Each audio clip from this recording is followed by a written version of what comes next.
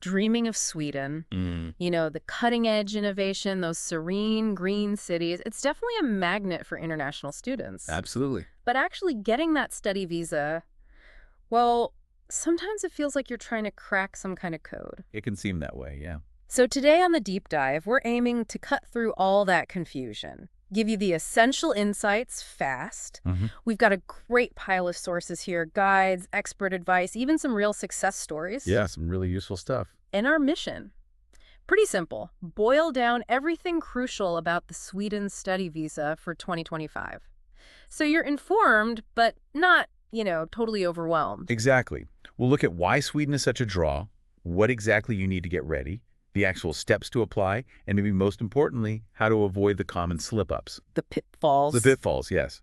This deep dive should give you, hopefully, the confidence to tackle the whole thing head on. Okay, let's jump right in then. Why Sweden? What's the big appeal? Well, our source is really highlighted as this global hub for innovation for research. All right, places like Lund University, KTH? Exactly. Top-tier institutions.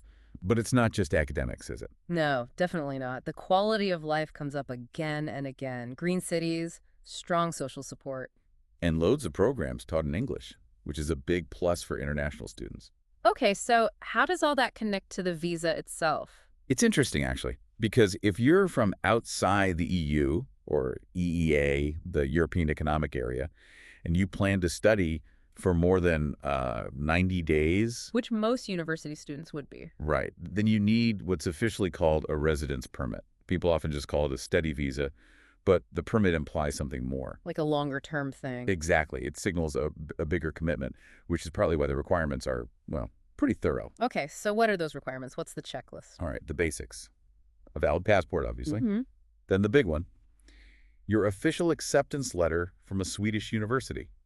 That's your golden ticket, really. And I remember seeing something crucial about finances. Yes, absolutely critical. Proof of financial support. Yeah. You need to show you have around SEK 9,450 per month for your living expenses. 9,450 Swedish kroner per month. That's quite specific. It is, and it's not just a number. It's Sweden ensuring you can actually support yourself while you're there.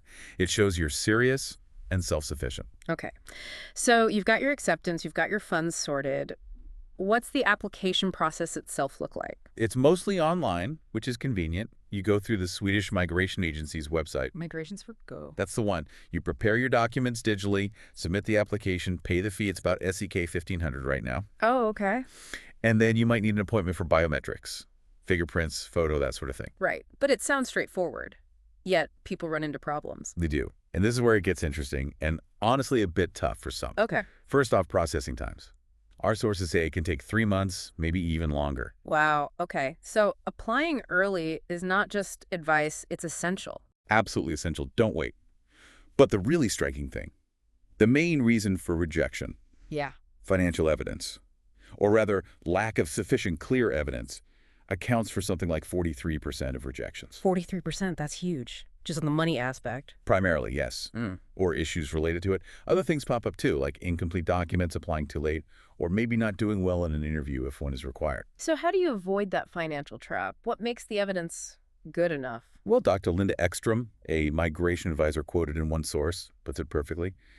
Transparency and consistency are crucial. Transparency and consistency. So like bank statements showing regular income or savings over time. Exactly. Not just a large sum suddenly appearing right before you apply. Huh. That looks suspicious. Ah, okay. Like you borrowed it just for the application. Precisely.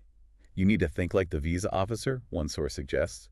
Show your goals are genuine, your plans are clear, no ambiguity. That makes sense. What about other advice?